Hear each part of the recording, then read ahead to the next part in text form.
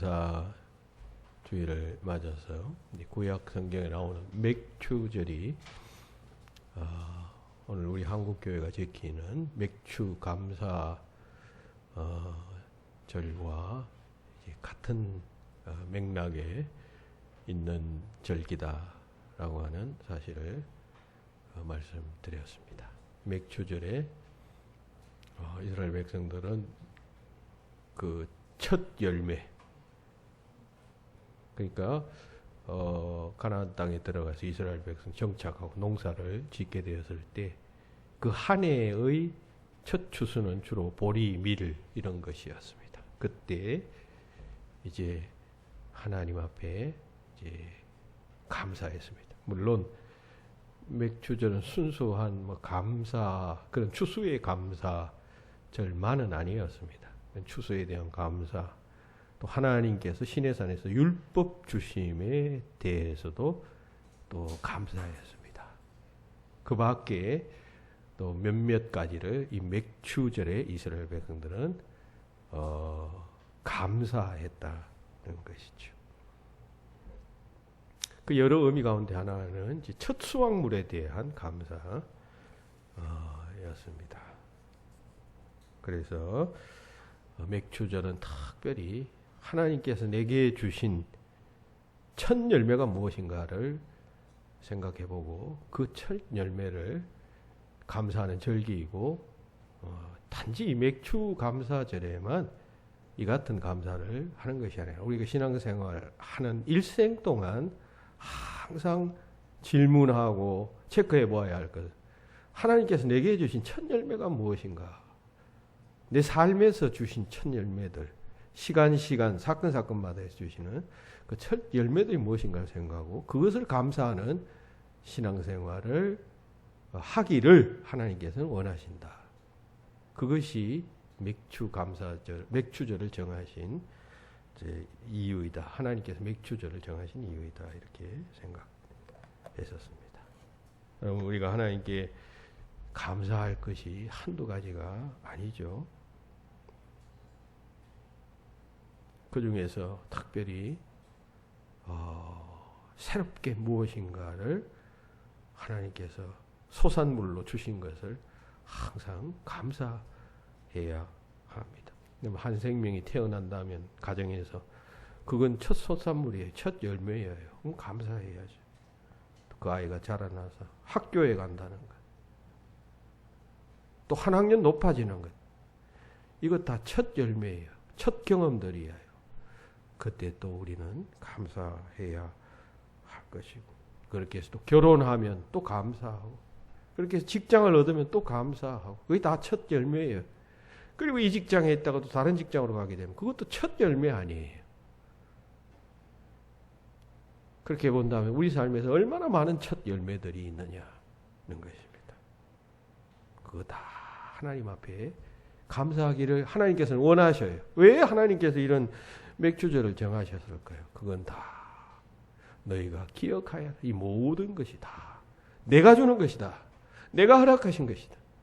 라고 하는 사실을 우리 삶에서 하나님께서는 잊지 않기를 원하셔서 가만히 두면 알아서 판단하고 알아서 그냥 하면 잊어버리고 금방 망각해버리니까 보이는 절기를 통하여 절기를 제정하여서 예배케 하고 제사케 하고 함으로써 기억나게 하고, 그리고 첫 열매를 주신 이가 하나님이시다라고 하는 사실을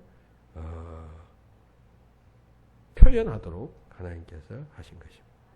그런 사실 생각하면 우리가 항상 하나님 앞에 감사하고 그때마다 열매 주심을 감사해야 한다. 자, 그런 이야기를 하면서 이제 그러함에도 감사하지 않았던 성령 속의 한 인물을 우리가 지난 시간에 살펴봤습니다. 그것은 마태복음 20장에 나오는 그 포도원 품꾼 비유 속에 등장하는 먼저 온 자들이라고 했습니다. 그들은 은혜로 부름받았어요. 그 당시에 많은 일꾼들이 하루 그 일거리를 얻지 못해서 굶을 수밖에 없었던 그런 형편에서 포도원 품꾼이 그들 중에 일부를 불러서 자기 포도원에 와서 일하게 했어요. 그건 굉장히 큰 은혜예요. 그리고 한 데나리온씩을 주기로 약속을 했어요. 그러면 그 사실을 감사하고 해야 할 텐데요. 마지막에 그 다음에 차례차례로 온 네 부류의 품꾼들에게 주인이 똑같이 품삯을 주자 더 받을 것으로 생각했던 이들은 똑같이 받게 되니까 주인에게 원망을 드러내게 됩니다. 그러한 그 먼저 온 자들 이야기를 말씀드리면서 항상 하나님의 은혜에 대해서 감사하는 자가 되어야지 신앙생활을 하면서 그것을 염두하고 신앙생활을 해야지 자칫 우리가 옆으로 눈을 돌려서 사람들 보기 시작하고 사람들과 자기를 비교하기 시작하고 특별히 자기가 받게 되는 어떤 대우에 대해서 생각하기 시작하면 인간적인 계산을 하기 시작하면 그건 하나님의 은혜도 소멸하고 이렇게 되는 것이다. 이 본문의 후반부에 보면 이 포도원 주인이 이 같은 일꾼에 대해서 뭐 책망까지는 아니지만 그야말로 핀잔을 주는 그런 이야기를 하죠. 네 것이나 받아서 가거라. 내가 처음 약속한 것을 그대로 준 것 아니냐. 내가 다른 사람에게 잘 대우해 준다고 그것을 가지고 왜 트집을 잡느냐. 상당히 핀잔을 받잖아요. 그것처럼 우리가 신앙생활을 할 때 항상 하나님 생각하고 의식하고 하나님께로부터 받은 은혜를 생각하고 늘 신앙생활을 해야지. 그렇지 않고 옆 사람 바라보고 사람 바라보면서 이 친구는 이렇게 대접받으면 나는 그 전에 왔으니까 오래전에 왔으니까 더 받는 것이 당연하지.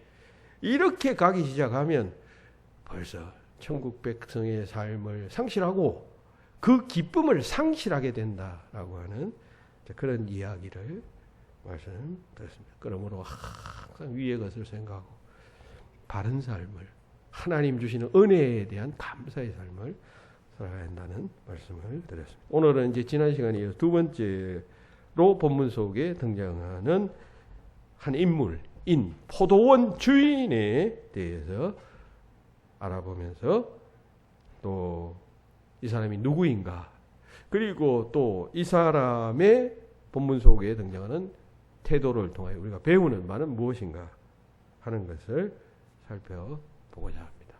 우리가 이 시간 이 포도원 주인으로부터 포착하고자 하는 바는 그의 관심입니다.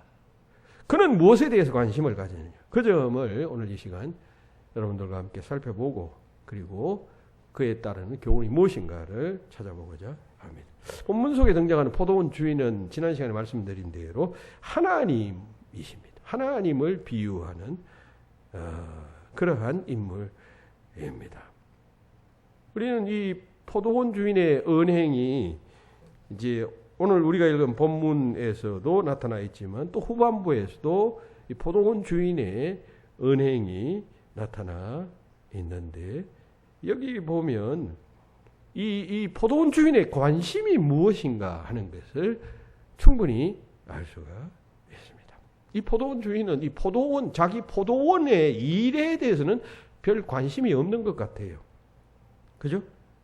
이 사람의 관심은 어떻게 하면 그 많은 품꾼들에게 그 싹쓸 줄 것인가? 어떻게 하면 저 사람들에게 임금을 나누어 줄 것인가? 돈을 나누어 줄 것인가? 가 오히려 이 사람의 관심인 듯 합니다. 이 보면 본문에서 5번씩이나 그 인력시장에 나가서 사람, 품꾼들을 계속 구하잖아요. 자기 포도원의 농사를 위해서 그것이 이 사람의 관심이고, 그리고 그 농사를 통한 경제적 이익이 보통 일반 사람들처럼 그것이 관심이라면 아침 일찍 나와가지고 2배, 3배 많은 일꾼들이 거기 있었을 테니까 그거 다 채용하면 되잖아요.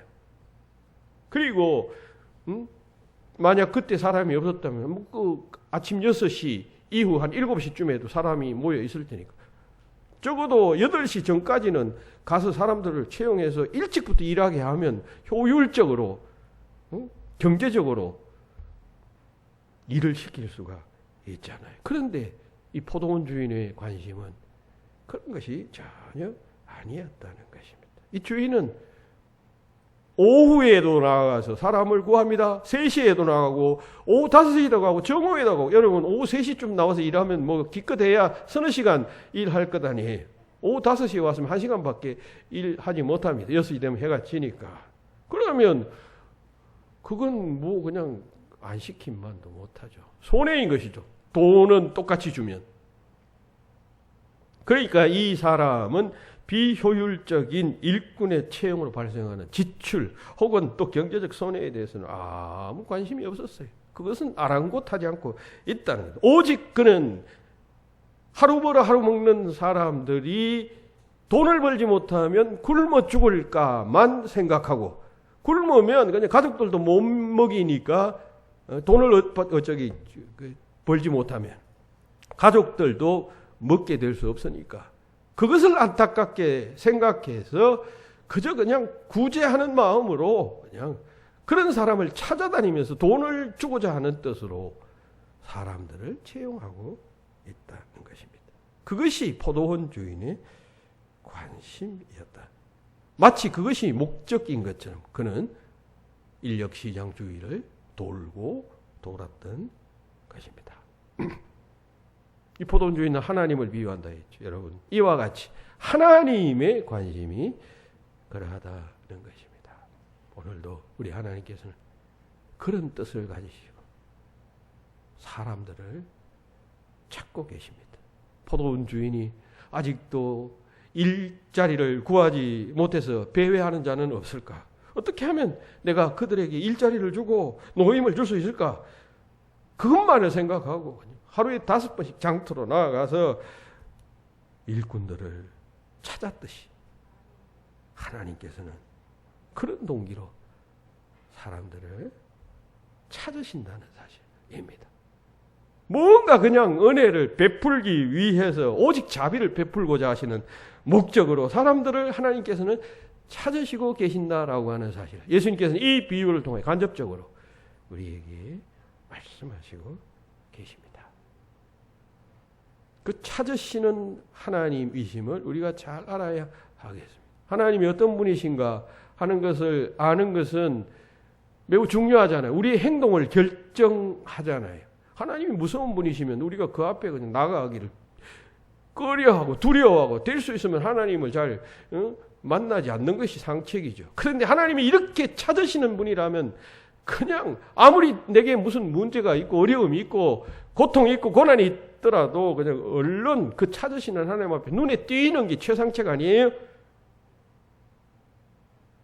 그런 하나님이심을 알고 하나님 앞으로 담대히 나아갈 수 있어야 합니다.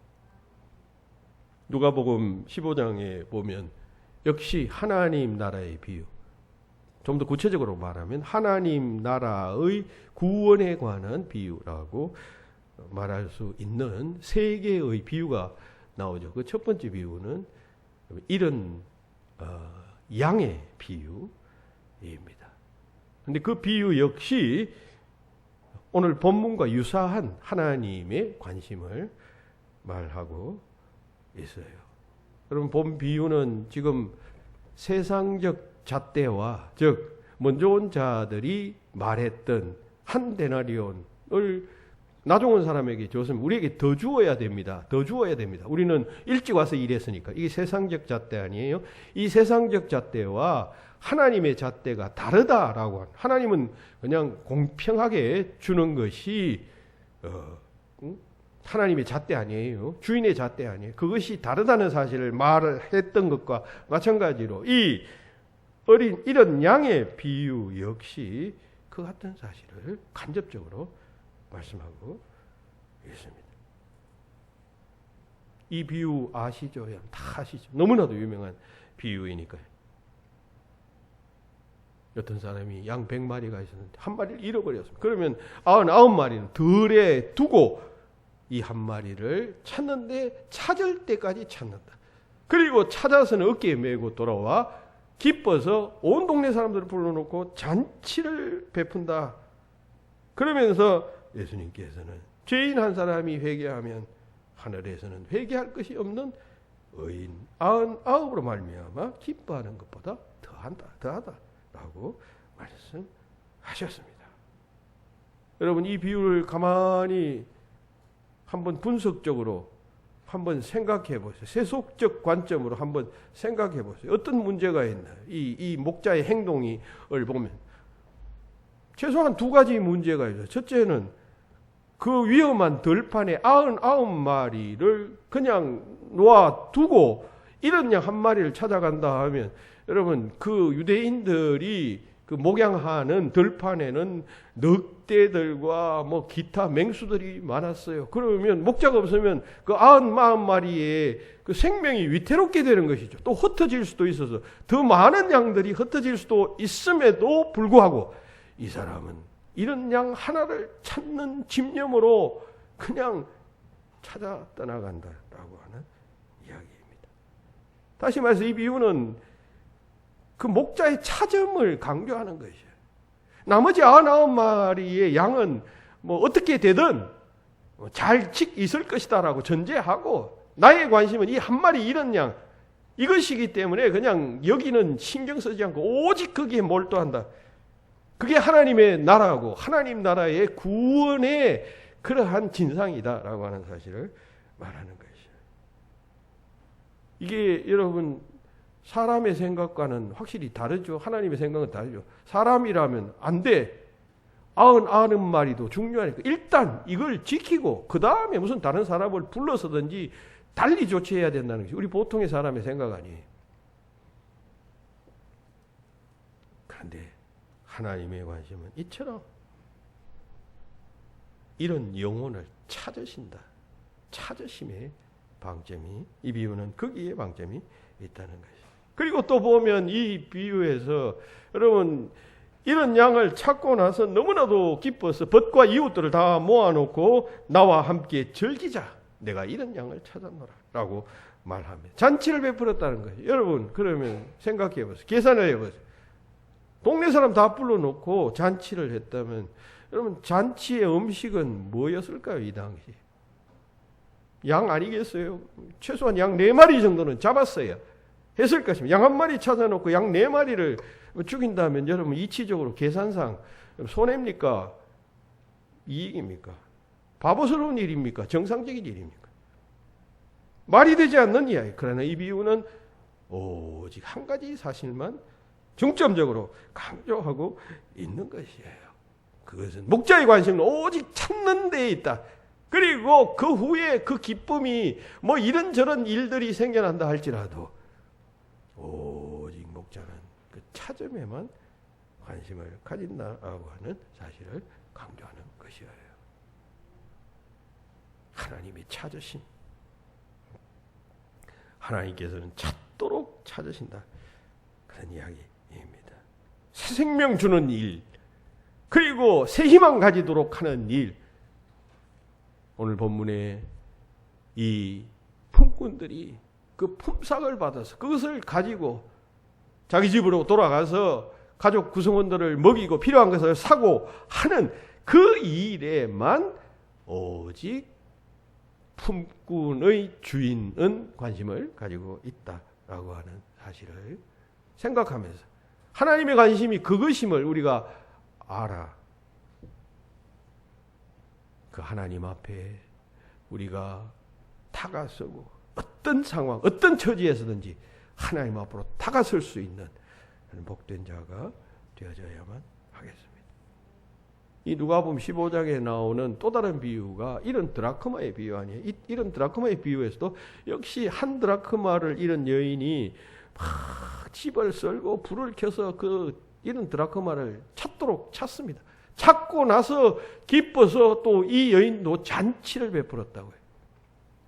옛날 그 예수님 당시에 이 은전 한 드라크마는 양 한 마리의 값이었다고요. 그러니까 뭐 양 한 마리 정도의 가격이 있는 드라크마 은전을 찾고 나서 그냥 사람들을 초청해서 잔치를 베풀었으니까 뭐 거기도 한 양 4마리 정도 들었다면 여러분 4드라크마 은전 4드라크마를 그냥 낭비한 셈이어요.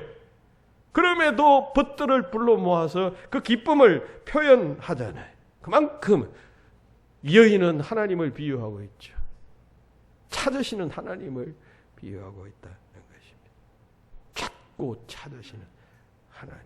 영혼을 찾으시는 하나님. 그 어떤 영혼이라고 할지라도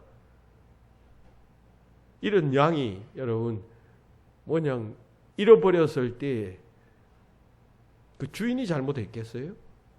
양이 그냥 무슨 호기심이 났든지 혹은 또 대여를 주목하지 않고 그냥 자기 원하는 길로 가다가 길을 잃어버린 것 아니겠어요? 그럼에도 그런 양을 목자가 찾듯이 하나님께서 끊임없이 찾고 계신다라고 하는 사실을 기억해야 합니다. 이 누가복음 15장에 보면 또 다른 한 비유가 등장하죠. 이런 아들의 비유 혹은 탕자의 비유라고 일컫는 말씀인데 이 비유 역시 그 두 아들 중에 둘째 아들이 돌아왔을 때 방탕한 아들이 돌아왔을 때 그 아들을 용서해주는 아버지를 보고 첫째 아들이 그 아버지에게 그냥 항의하는 듯한 말을 하게 됩니다. 아버지의 재산을 창기들과 함께 다 그냥 먹어버린 이 아들을 위해서는 이렇게 양을 잡고 그냥 잔치를 베푸는데 여기 남아서 아버지를 위해서 수고했던 나를 위해서는 그냥 염소 한 마리도 잡아준 적이 없더니만 어떻게 이럴 수가 있습니까? 공평하지 않습니다. 이렇게 말하잖아요. 그때 아버지가 그 큰아들에게 하는 말이 누가복음 15장 32절이에요. 내 동생은 죽었다가 살아났으며 내가 잃었다가 얻었기로 우리가 즐거워하고 기뻐하는 것이 마땅하니라. 아버지의 잣대가 달라요. 아들의 잣대는 세속적 잣대, 오늘 본문 속에 나타난 먼저 온 자들이 들이댔던 잣대와 유사한 잣대여요. 그런데 아버지의 잣대는 다르단 말이죠. 여러분, 하나님 나라는 잣대가 다른 나라예요. 세상 나라와 잣대가 다른 나라예요. 그러니까 이런 자녀를 다시 찾는 기쁨이 우선되는 나라, 그것이 바로 내 나라요, 천국이요, 하나님의 나라다라고 주님은 말씀하시는 것이에요. 그처럼 하나님께서는 한 영혼 한 영혼을 관심 가지시고 사랑하시고 찾으시는 하나님이시라는 사실을 우리가 깊이 생각해야 합니다. 우리가 하나님에 대해서 여러 하나님의 면모가 있겠습니다만은 우리가 이 사실을 생각한다면 하나님 앞에 더 적극적으로 나아갈 수가 있을 것입니다. 그리고 우리가 잘못했을 때, 실수했을 때 두려워하지 않고 그 하나님 앞에 나의 잘못을 고백하고 드러내놓고 그리고 사함받을 수가 있어요. 그래야 하지 않겠어요? 요즘 여러분 뉴스를 보셔서 아십니다만은 서울시장이 자살을 해서 아직도 명확한 이유는 밝혀지지는 않았지만 정황상 추정하는 이유는 충분하다라고 생각됩니다. 그런 일을 통해서 당하게 될 엄청난 상처와 그리고 그냥 추락 등을 생각해서 그냥 미리 생명을 끊고 그냥 여기서 그냥 허지부지 하도록 만든 것 아닌가라고들 추정합니다만 그게 아주 잘못된 판단이요, 잘못된 생각이라고 생각합니다. 그렇게 해서 나락에 떨어지겠죠. 그리고 그냥 아주 그냥 사람들로부터 피난받고 조롱받겠죠. 그러나 여러분, 마지막 보루가 있잖아요. 하나님 앞에서 사함받을 수 있는 기회조차도 그냥 잃어버린 그 선택은 결코 여러분 동의할 수 없는 것 아니겠어요? 저는 이분이 그리스도인인 줄 알았는데 그렇지 않은 것 같아요. 어떻게 이렇게 생명을 끊는 일을 선택할 수 있단 말입니까? 인간을 찾으시는 하나님, 인간을 구원하시는 그 하나님, 그리고 끝없이 오늘도 나의 도움과 사랑을 필요하고 자비를 필요로 하는 자가 없는가라고 살피면서 찾아다니시는 그 하나님 앞에 우리가 두 손 들고 나아가고 내가 여기 있나이다. 나의 필요를 채워줘서 할 때에 그 주인 된 하나님께서는 그냥 스스럼 없이 그냥 주시는 것이 이치로 따지면 맞지 않아요. 그런데 하나님께서는 자비와 용서를 베푸신단 말이죠. 오늘 본문에서는 이 하나님이 품삯을 주시는 포도원 주인의 모습으로 비유되었지만은 하나님께서는 자기 독생자 예수 그리스도를 이 땅에 보내셔서 생명을 그냥 십자가에서 달려 돌아가시면서까지 우리를 사랑하셨잖아요. 그 엄청난 희생을 감수하시면서 이런 자를 찾고자 그같이 하신 것 아니에요. 우리가 아직 죄인 되었을 때 그같이 하신 것이 우리가 뭐 그냥 깨달아서 그래 우리가 하나님을 믿고 대속자의 은혜를 감사해야 돼 하는 자를 위하여 그것을 위하여 돌아가신 것이 아니라 우리가 아직도 그것을 알지도 못하고 깨닫지도 못하고 그리고 또 회복될지 안 될지 또 모르는 상태에서 대신 돌아가신 그 하나님의 사랑, 그 찾으심에 우리는 주목하고 그 찾으심에 항상 감사할 수 있어요. 오늘 설교 후에 부를 여러분 304장 찬송 다 아시잖아요. 그 크신 하나님의 사랑. 이 3절에 보면 하늘을 두루마리 삼고 바다를 먹물 삼아도 한없는 하나님의 사랑 다 기록할 수 없겠네. 하나님의 크신 사랑 그 어찌 다 쓸까? 저 하늘 높이 쌓아도 채우지 못하리 라고 했어요. 그 놀라운 사랑, 그 크신 사랑,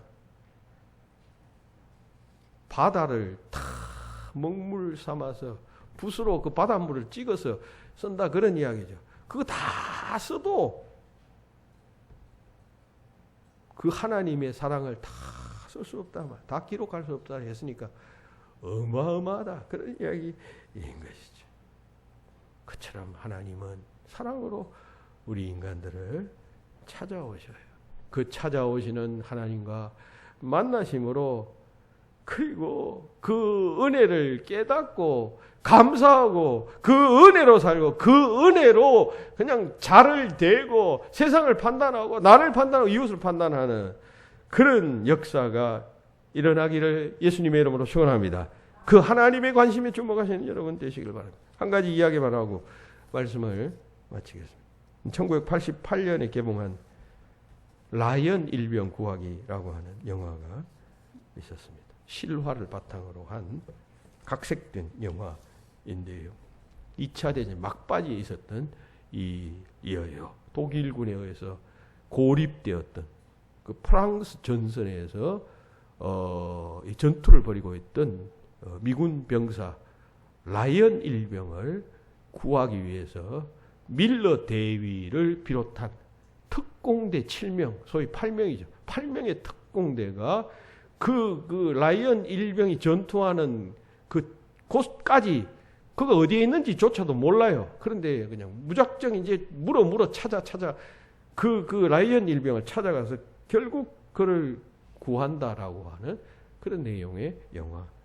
왜 이렇게 됐냐 하면 이 라이언 일병을 구하게 된 이유는 미국 행정부가 이제 그 전쟁에 참여한 병사들을 이렇게 무슨 조사를 하다 보니까 무슨 통계를 내고 뭐 이런 그 행정적 그런 그 조치가 있지 않아요. 뭐 몇 명 어느 도에 몇 명 어느 누구에게 몇 명 그걸 하다 보니까 이 라이언 일병의 가정에 네 형제가 있었는데 네 형제 중에 4명이 다 지금 전투에 2차 대전에 참여를 했는데 3명이 전사했어요. 그리고 이 라이언 1명만 지금 살아남아 있는 것이에요. 그러니까 내 아들이 전쟁에 나가 다 죽으면 그 집에 대가 끊어지잖아요. 그러니까 미 행정부에서는 이것은 너무하다. 이 아이는 살려줘야 되겠다 해서 그 아이를 살리기 위해서 특공대를 조직을 해가지고 밀러대에게 그 임무를 부여하고 이제 보낸 것이. 그리고 그 아이를 데려와서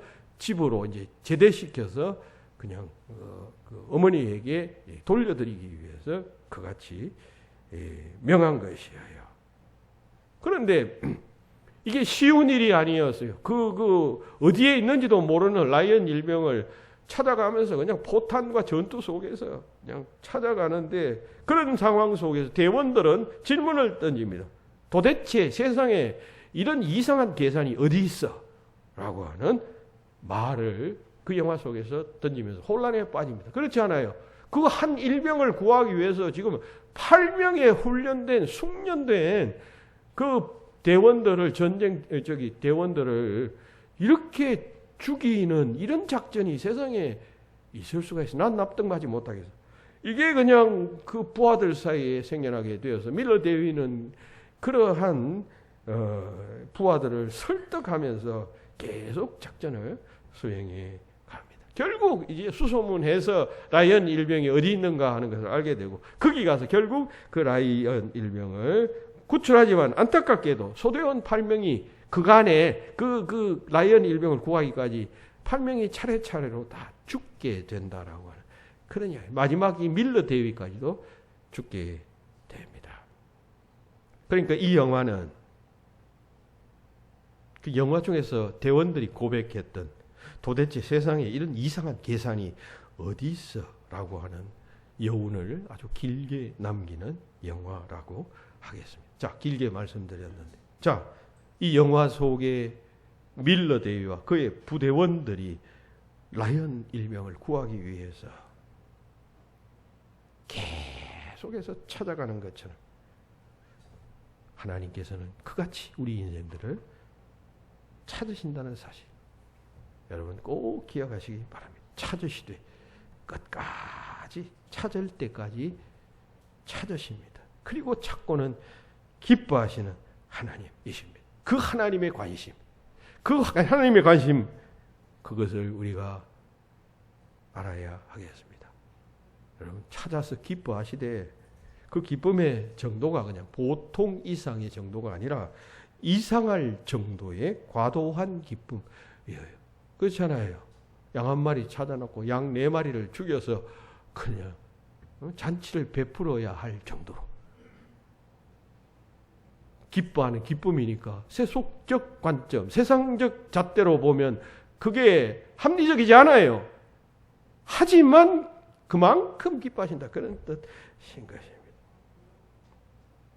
이 밀러 대위가 마지막 죽기 전에 이 라이언 일병에게 이런 말을 남깁니다.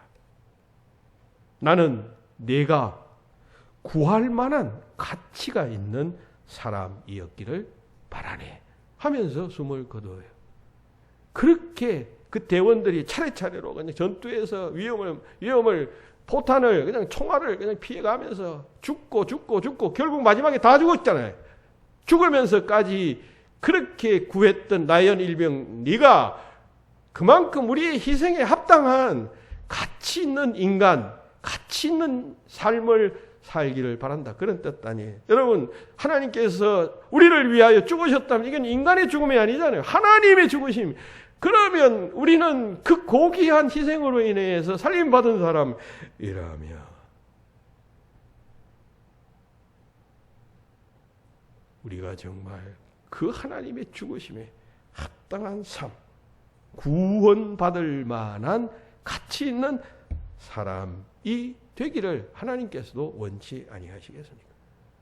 이 같은 하나님의 찾으심을 생각하면서 나는 하나님 앞에 바르게 응답하고 있는가?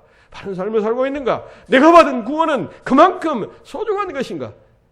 질문하시고 이 세상 속에서 하나님께서 기뻐 받으시는, 그리고 하나님 원하시는 삶을 살겠도록 결단하시는 저와 여러분들이 되시기를 예수님의 이름으로 축원합니다.